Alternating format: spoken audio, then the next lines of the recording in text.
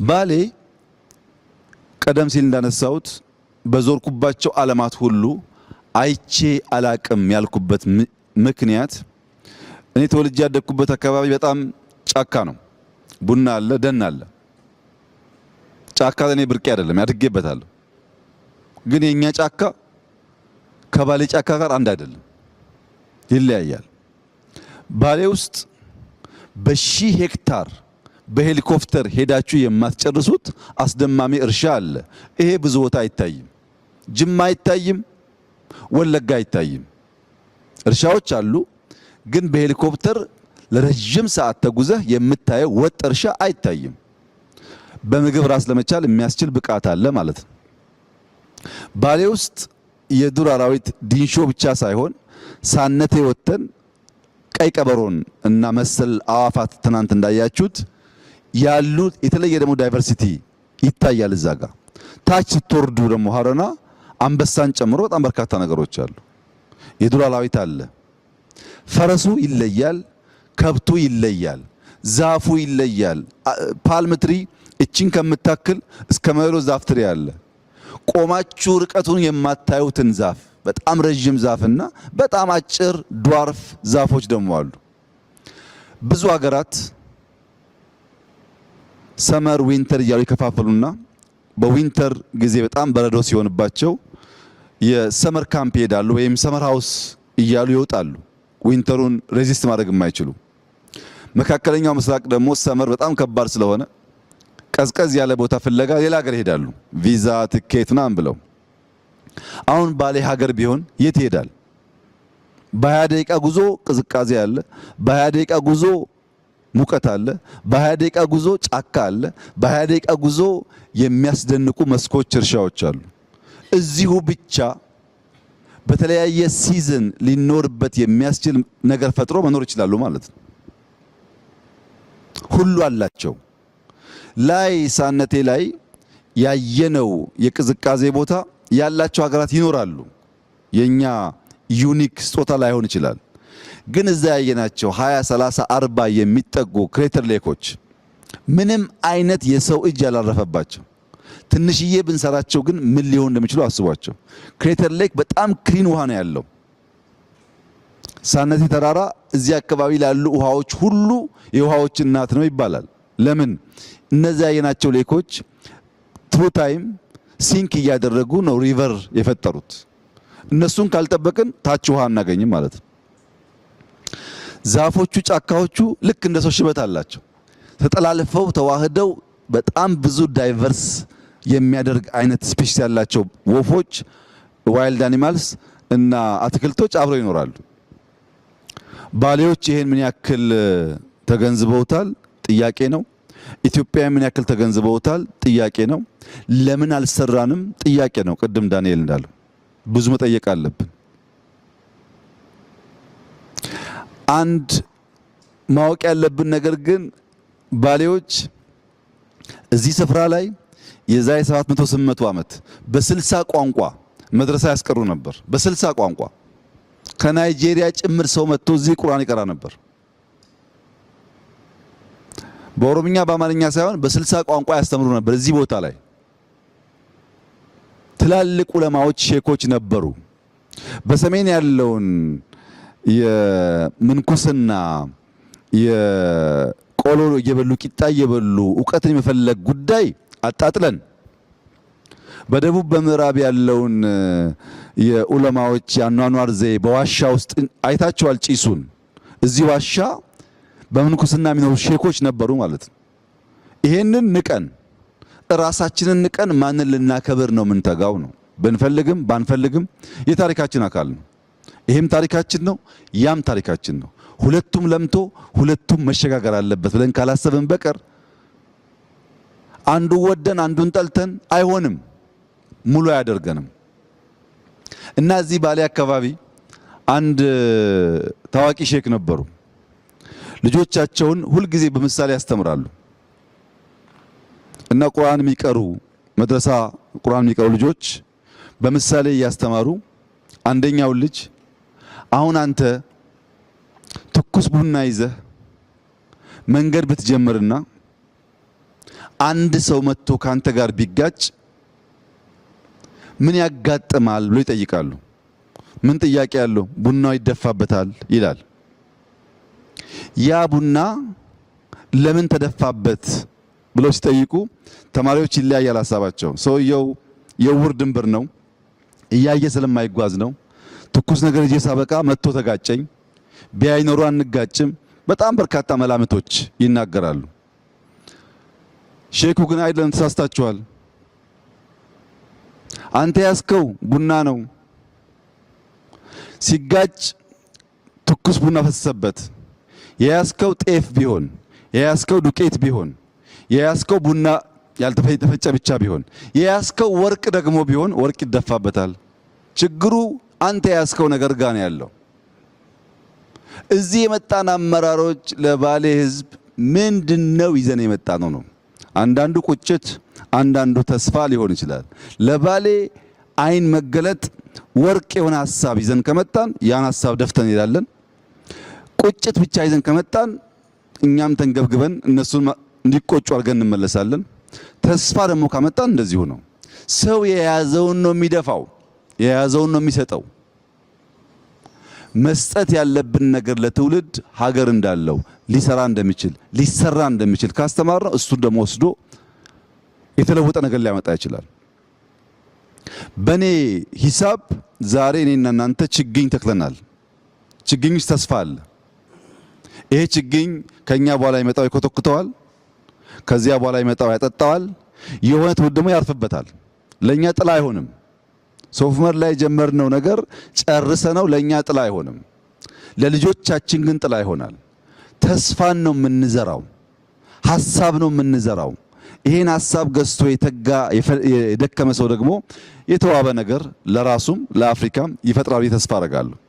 እዚህ የሰሩ ሰዎች፣ ወጣቶች፣ ኢንጂነሮች እዚህ ያለው ቦታ የትም ዓለም ዩኒቨርሲቲ ብልካቸው ማንም ዩኒቨርሲቲ ሊያስተምራቸው አይችልም። እንዴት ቆመ ይሄ ነገር? እንዴት ፒላር ሆነ? ያኛው ብራንች ያኛው ብራንች እንዴት ተፈጠረ? ሰው በህይወት ዘመኑ ተመራምሮ አይጨርሰውም። ይሄን የተማረ ሰው እዚህ የሰራ ሰው ቅድም እንዳልኩት ላሊበላ ብንወስደው፣ ፋጺ ብንወስደው፣ የትም ብንወስደው እዚህ ባገኘው ልምድ ያን እያሰፋ እያሳደገ ሊሄድ ይችላል። እኔ ይሄን ቦታ ማየው እንደ ትምህርት ቤት ነው። ይሄን ቦታ ማየው ገና እንዳልነካ ነው ነገር ነው። ማዕድኑ እንዳልኩት ከዩራኒየም ጀምሮ ባይዞ ነዳጅም አለ።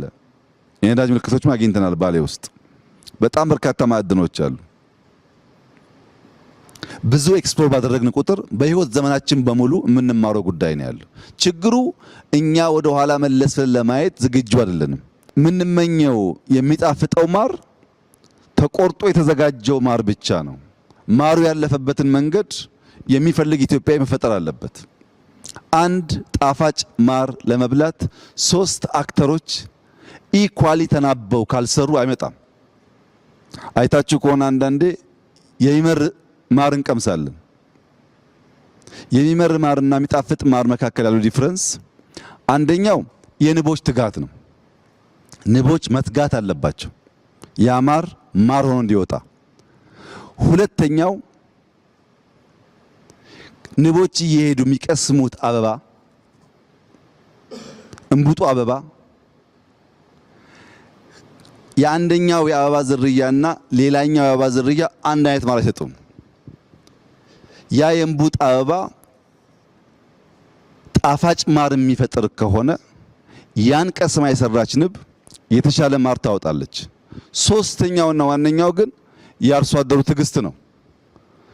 ማሯ ስራ ጀምራ የማሩን ዱሬሽን የማሩን እድሜ መጠበቅ ተስኖት ቶሎ ቢቆርጥ ማሩን ያን ጣፋጭ ማር አያገኝም። የተጋች ንብ፣ መልካም አበባ እና ትዕግስተኛ አርሶ አደር ናቸው የሚጣፍጥ ማር መቅመስ የሚችሉት። የሚተጋ ትውልድ የሚተጋበትና ኢንቨስት የሚያደርግበትን ቦታ የሚያቅ ትውልድ በትዕግስት የሚጠብቅ ማህበረሰብ ካለ የበለጸገች ኢትዮጵያን ማየት ይቻላል። አንዱ ሲጎል ግን የተሟላ አይሆንም። በእኔ እምነት 2018 የተስፋ ብርሃን ጭላንጭል የሚታይበት ዓመት ይሆናል ብለን የተናገርነው 4 ዓመት 5 ዓመት ሊሆን ይችላል። ስልጠና ስንሰጥ የነበራችሁ ታውቃላችሁ። እኔ አሁን በእርግጠኝነት ውስጤ ያለውና ማምነው ይሆናል ብዬም እየሰራ ያለሁት የዛሬ 6 ዓመት ማክሲመም ኢትዮጵያ በአፍሪካ ሁለተኛ ትልቁ ኢኮኖሚ ትሆናለች። ለዚህ የሚያስችሉ በጣም በርካታ ስራዎች ይሰራል ነው። ሽፍታ አለ ግን ትሆናለች። የዛሬ 10 ዓመት በአፍሪካ አንደኛ ኢኮኖሚ ትሆናለች። ምንም ጥርጥር የለውም። ይሄን የኔ ጸሎት ኤግዚት የምታደርጉ እድሜያችሁ ረዝሞ እንድታዩ፣ አሁን ደግሞ ኤግዚስት የምታደርጉ ልክ እንደ ትጉ ንብ እንድትሰሩ፣ ኢመርጅ የምታደርጉ ደግሞ አሁን ካለውም ካለፈውም ከታሪክም እንድትማሩ፣ ያን ደምረን ከሄን የበለጸገች ኢትዮጵያን እናያለን። በአንድነቷ በብልጽግናዋ በታሪካዊ ቦታዎቿ ተመልሳ መጎናጸፍ ለአፍታም መጠራጠር አያስፈልግም። ይሄ ለኢትዮጵያ የተከፈተ አዲስ ዘመን ስለሆነ ምንም ያቆመው ነገር የለም። ያ ነው የፈጠረው። ይሄንን ከኛ የሚያስፈልገው መንቃት ነው። በራስ ኢጎ ላይ መንቃት፣ በራስ እሳቤ ላይ መንቃት፣ በራስ ምልከታና እምነት ላይ መንቃት ነው። ብዙዎቻችን ትናንትና አስሮ ይዞናል። ከነቃንበትና ሌንጮ ቀደም እንዳለው ወደሚቀጥለው ሌየር ከተዘረጋን አትጠራጠሩ፣ የኢትዮጵያን ብልጽግና ከሞላ ጎደል በጋራ እናያለን። ቢያንስ ልጆቻችን ከልመና ወጥተው የምናይበት ዘመን ይመጣል። ሲጠቀለል ለረጅም ጊዜ በየቦታው ልማት ሳይ፣ ለውጥ ሳይ፣ ውጤት ሳይ ፈጣሪ ይመስገን ስል ሰምታችሁ ታውቃላችሁ። ዛሬ ግን ያ ቋንቋ እኔ ውስጥ የለም። ሌሊት ጀምሮ በጣም ሲያስጨንቀኝ ያደረው ነገር ፈጣሪ ይመስገን አይደለም፣ ይቅር በለን ነው። ውስጤ እንደዛ ይሰማኛል። ይቅር በለን አንተ ውሃውም ሰጥተሃል፣ መሬቱም ሰጥተሃል፣ ጫካውም ሰጥተሃል፣ የቀረብን ነገር የለም። ይሄን ሁሉ ይዘን እኛንን ተስማምተን ተደማምጠን ማልማት ያልቻል ነው እና እባክህን ይቅር በለን። ተቆጥተ ደግሞ እንደዚያ ሰነፍ አርሶ አደር ማሳችንን ዝናብ እንዳይወስደው ምህረት ይብዛልን ብቻ ነው ጥያቄ ዛሬ። ምክንያቱም ለማመስገን ብቃቱ የለኝም። እዚህ ሁሉ ነገር ላይ ተኝቼ በሴፍቲኔት የሚኖር የሚራብ ህዝብ ዜጋ ሆኜ ፈጣሪ ይመስገን ይሄን ስለሰራን የምልበት ቋንቋ አንደበት የለኝም። ምህረት ብቻ ነው። ኢትዮጵያዊ ፈቅዶ ወዶ በገዛ ፈቃዱ ልመናን ጋብዞ እርዳታን ጋብዞ ችግርን ጋብዞ እጅና እግር አጣጥፎ የሚለምን ህዝብ መሆኑ ይቅር በለን ብቻ ነው የሚያስብለው። ሌላ ምንም ቋንቋ የለኝም። የሱ ምሕረት ከተገኘ እኛ ከተጋን ግን ውጤት ይመጣል። እዚህ ያላችሁ ሲኒየር አመራሮች፣ እዚህም የሌላችሁ ሲኒየር አመራሮች ፐርሰንቴጁ ይለያያል። አንዳንዶቻችሁ 5፣ አንዳንዶቻችሁ 3፣ አንዳንዶቻችሁ 10 ሊሆን ይችላል። ግን ሼር አላችሁ። በአሁን ትውልድ ውስጥ ሼር አላችሁ። ያ እንድታዩ የመጣችሁት ጠቅላችሁ አትውሰዱት።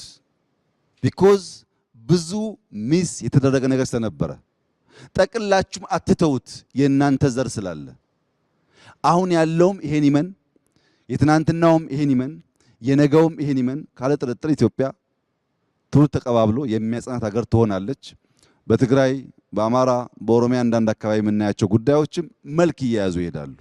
ኢትዮጵያ ውስጥ ዛሬ ልጠቅልል የሚለውም ኢትዮጵያን አላወቃትም፣ ልገንጠል የሚለውም ኢትዮጵያን አላወቃትም። መገንጠልም መጠቅለልም አይሰራም። መስማማት፣ በትብብር ሁሉም ያለውን ሀብት እያወጣ እንዲለማ አድርጎ መኖር ብቻ ነው የሚያዋጣው። ይሄን መገንዘብ አለመቻል ነው ችግር ያመጣብን። ለምሳሌ ልገንጠል ብሎ ከሰሜን እስከ ደቡብ የተደራጀ ፓርቲ አለ።